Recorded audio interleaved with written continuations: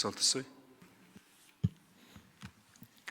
За ингээд энэ асуудлыг оруулж ирж байгаад их баярлж байна. За ер нь бол энэ One Expert-ээс болж одоо хохирж байгаа иргэдийн талаарх бол олон талаас нь бид нар ярьлаа.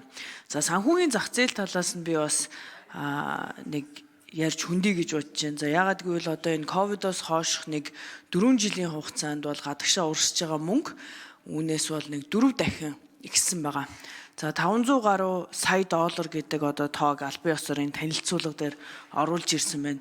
За зөвхөн одоо өчигдөр уржигдрын мэдээг харахад зүгээр энэ тоо биш юм шүү. 500 гаруй сая доллар гэдэг бол Монголын гадаад валютын нөөцийн бүр 10% гадагшаага урсж байгаа мөнгө гэсэн үг. За Монгол улсад аялал жуулчлалын салбараас орж ирж байгаа бүх мөнгөтэй тэнцвүүц хэмжээний мөнгө ганц жилд одоо гадагшаа урсж байна гэдэг ийм томоохон асуудал. За үүнийг бид энэ танхим дотор орж ирж бол ярих нь зөвөөс зөвөө. Харин үүнийг зөвшөөрлийн тухайн хуульд оруулж ирэх нь зөв үү гэдэг асуудлыг би учир сайдаас асуумаар байна. Сая Ган Уян гишүүн одоо маш тодорхой асуудлаа л да зөвшөөрлийн тухай хуульд бол хориглох заалт одоо орох учиргүй. Энд бол зөвшөөрлийг олгодог. За тэгэхээр одоогоор зөвшөөрлийн тухай хуульд бол 11-ийн 4-т төлбөр таавар бооцоо тоглоомын үйл ажиллагааг хууль зүйн яамнаас тусгай зөвшөөрөлтөөр эрхлэх боломжтой гэсэн байна. За тэгэхээр өнөөдөр яг Монгол улсын хэмжээнд хэдэн аж ахуйн нэгжийн зөвшөөрөлттэй байгаа бэ? За мэдээж One Expert одоо зөвшөөрлгүй байгаа одоогоор. Тэгэхээр одоогоор энэ дээр зохицуулт хийхэд хууль эрх зүйн хүрээнд ямар хязгаарлалт та бүхэн тулгарч байна засгийн газарт. За саяхан учир сайд бол нэлээд олон сайтыг хаасан байгаа. Энэ яг ямар хууль зүйн одоо үндсэн дээр эдгээр сайтуудыг хаасан бай. Тэгэхээр ямар одоо гацаа тулгараад энэ зөвшөөрлийн хуулинд өөрчлөлт оруулж ирж байгаа юм бэ гэдгийг би асуумаар байгаа. Яагад гэвэл ийм том эдийн засгийн асуудал One Expert-ээс болоод ингээд цаг алдаад тэгээ одоо бид нар яаралтайгаар оруулж ирчээд нөгөө талдаа энд одоо давхар хоморгонд нь өртөх магадгүй ирээдүйн аялал жуулчлалын томоохон салбар болох энэ спорт бооцоо тааврын ч гэсэн асуудал орж ирж байна л да.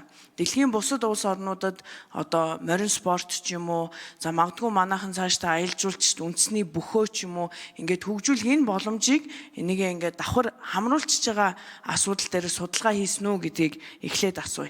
За тэгээд тодруулъя. За учир сайд хариулъя. Яг нь дэлхийн улс орнууд яагаад энэ цахим мөрөөдөд тоглоомыг бооцоо тоглоомтой хамтд нь хориглоод байгаа вэ гэвэл яг технологийн хувьд тэр онлайн бет цахим одоо тэр бет буюу одоо бооцоо үүнийг мөрөөдөд тоглоомоос ялах болцоос төдийлөн байхгүй байдаг шүү. Бооцоо тоглоом гэдэг нэрийдлэр ард нь мөрөөдөд тоглоомын шинжээг агуулж байгаа үйл ажиллагаа л эрхлээд байна. Хэрвээ энэ зөвшөөрлийн хуулийн дээр бооцоо тоглоом төлбөр тааврын үйл ажиллагаа эрхлэх хэвээр нь үлдээвэл One Expert шууд зөвшөөрлөө аваад үйл ажиллагаагаа явуулна шүү. Энэ бол зүгээр нэг жишээ. Тэд юу гэж өөрсдөө тайлбарладаг вэ гэхээр бид бооцоо тоглоомын үйл ажиллагаа явуулдаг шүү. Бид нар бол мөрөөдөө биш шүү гэдэг гэж хэлээд байгаа. Тэгээд одоо зөвшөөрлөө аваад байдаг. Түрүү бас гişүүд асууж байсан. Энэ ч бүр татварын хуулиар маш өндөр шүү дээ. Энэ гурван тусгай зөвшөөрлөлтөд дотоодын аж ахуйн нэгжүүд 3 тэрбум төгрөг татвар төлөх байсан шүү дээ. Нэг ч төгрөг төлөөгүй. One Expert нь бүр зөвшөөрлж аваагүй.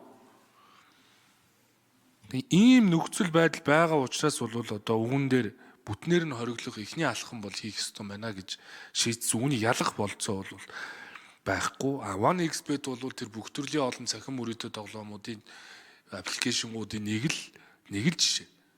За болормоо гишүүний санал дээр бол тэр нөгөө офлайн буюу яг одоо олон одоо заавал цахимаар биш тэр морин уралдаан одоо бусад төрлийн бооцоо тэр спорт төлбөр таавар янз бүрийн үйл ажиллагаа явуулахыг их хурлын гишүүд ажлын хэсэг дээрээ бас ярилцах чөлөөтэй нээлттэй үлдээсэн. Үүнийг бол бас шийдэж явж болох байл үдэл гэж ингэж бодож байгаа. Гэхдээ ажлын хэсэг шийдэх хэрэгтэй. Зөв засгийн газрын байр суурь бол бид гаж байгаа валютын урсгал нийгмийн хор аюул энэ болгоноо хараад засгийн газар бол нэгдсэн байр суурьтайгаар цахим мөрөөдөд тоглоомыг ч тэр бооцоо тоглоомыг ч тэр төлбөр тааврыг ч тэр технологи эрх зүйн орчин нэр томьёо агуулган дээр нь ялгаж салгахад бэрхшээлтэй байгаа олон улсын жишгийг үндэслээд бүхэлд нь хориглоод явъя. Цаашдаа тэр соён гээгэрүүлэх ажлууд хийгдээд нийгмийн одоо сэтгэл зүй бэлэн болсон цагт бол спорт одоо юуг нь ялгаад ч юм уу явах баг. Гэхдээ ер нь бол спорт бэд гэдэг нэрийн цаана мөрөөдөө тоглоомын хэв шинжийг агуулдаг. Одоо бол сүүлдээ бол тэр манипуляц хийдэг болсон байлээ. Янз бүрийн байдлаар худлаа хожигдж өгдөг, нэг талд нь хожуулдаг, үүний дунд иргэд хохирдог. Тэгэл ингээл үүний чинь цаана эн чинь мөрөөдөө тоглоомын шинж шүү дээ. Тэгээ яг энэ өгүүлэн дээр бол бид нар ашиг олох зорилгоор үйл ажиллагаа эрхэлсэн бол нэг үйлдэл, зуучилсан бол буюу агент хийж дундаас нь шимтгэл авсан бол нэг үйлдэл, сурталчилсан бол бас нэг үйлдэл, зохион байгуул дэмжлэг үзүүлсэн бол нэг үйлдэлээ гэдгийг бүхэлд нь оргилж. Дэмжлэг үзүүлэх нь дугаараа ашиглуулна уу, банкны данс ашиглуулна уу, ингээд. За Баатархуу сайд хариулчих. За хариулж дуустал минут өгч. За энэ сахин мөрөөдөө тоглоомыг хэрхэн одоо зохицуулах вэ, хориглох вэ гэдэг асуудал дэлхийн улс орнуудын тулгымцсан асуудлын нэг болсон. Улс орнууд сахин мөрөөдөө тоглоомыг зохицуулах комисс, газар, агентлагийг байгуулж байна. Дэлхийд даяар энэ сахин мөрөөдөө тоглоомыг орчин цагийн хар тахал гэж үзэж маш олон тийм сэтгэл зүйн судалгаануудыг явуулж байна. Хамгийн сүүлийн судалгааны дүнг би танилцуулахад 2023 онд энэ донтолтын зан үйлийн талаар судалгаа хийсэн байна. Энийг бүрэн хориглох юм бол хүмүүст ямар нөлөө үзүүлдэг юм бэ гэж. Тэгээ 60 орчим хувьд нь эерэг нөлөө үзүүлж 40 орчим хувь нь бол хууль бус хувилбарыг бол хайсан байгаа. Тэгэхээр бол бүрэн хориглосноор бол 60-аас 65% эерэг үр дүн, 35-аас 40% одоо эрсдэл байна. Гэхдээ нэг дүгнэлт хийсэн байгаа. Эннээс өөр одоо хамгийн шилдэг арга бол олдохгүй байна. Хориглох бол одоо хамгийн сайн арга биш юм а гэхэд эннээс өөр сайн зохицуулт бол олдохгүй байна гэж байгаа. Дэлхийн улс орнууд бол үндсэндээ бүрэн хориглох, хэсэгчлэн хориглох гэдэг хоёр энэ арга замыг бол одоо хэлбэрээр явуулж байна. За Монгол улсын хувьд бол нийт энэ заллингийн хэргийн 80 орчим хувийн цахим заллин байгаа учраас энэ цахим мөрөөдөө тоглоом, спорт, таавар гэдгийн цаана бол маш олон цахим заллин, далд эдийн засгийн асуудал үүсч, гэр бүл салах, орон байраа тавих, тэр байтугай одоо маш олон улсын томоохон одоо хөрөнгө оруулалттай компани нэгэн менежер байгууллагынхаа бүх компьютерийг тавьж тоглох гэх юм уу. Маш олон ийм ноцтой хэрэгүүд гарч байгаа учраас бүрэн хориглох нь бол эхний удаа хамгийн зөв шийдлээ гэж үзэж байгаа. Одоогийн байдлаар бол бид нар зөвхөн технологийн хувьд хязгаарлах зорилгоор 6000 орчим доменийг бол прокурорын зөвшөөрлөлтөөр бол хаасан байдаг. За 2250 орчим дансыг бол хязгаарласан байдаг.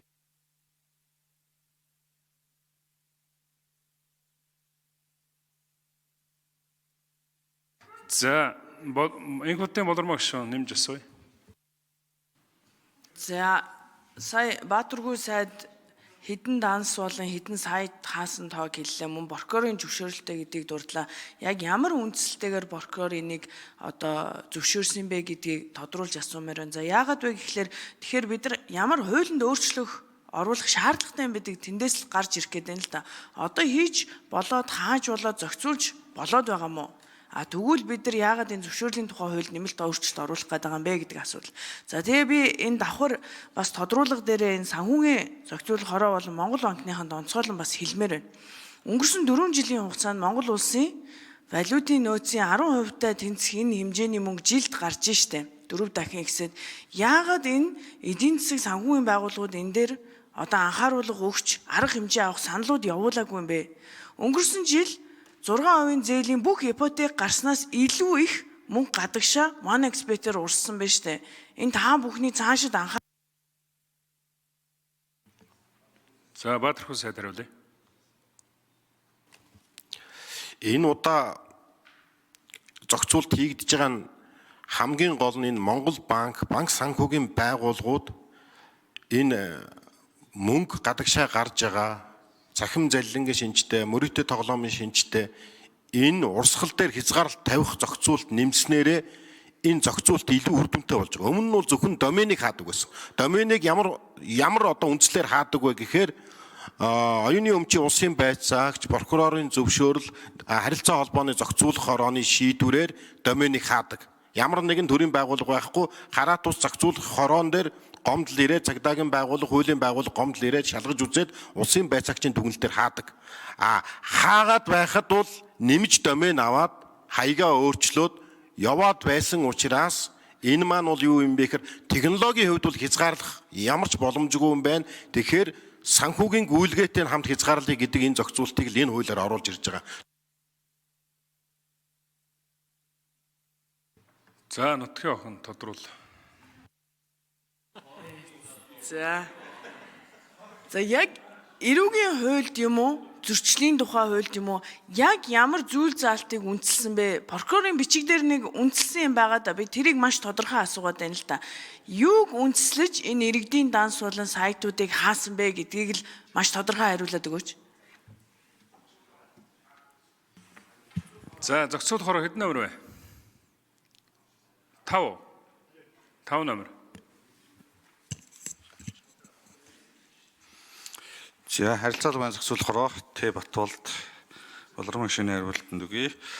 За өнгөрсөн хугацаанд мөрөөдлийн тоглоомтой холбоотой домен нэрүүдийн хязгаарлалт нь эрүүгийн хэрэг шийдвэрлэх тухай хуулийн дагуу прокурорын зөвшөөрлөөр за эрүүгийн цагдаа албаны мөрдөн байцаагчийн албан даалгаврын хүрээнд хязгаарлалтуудыг хийсэн байгаа. За эрүүгийн хэрэг шийдвэрлэх тухай хуулийн заалтууд нь бол 22-ийн 1, 22-ийн 3, 26-ийн 1-р зүйлийг баримтлан болж зөвшөөрлөг өгсөн байна.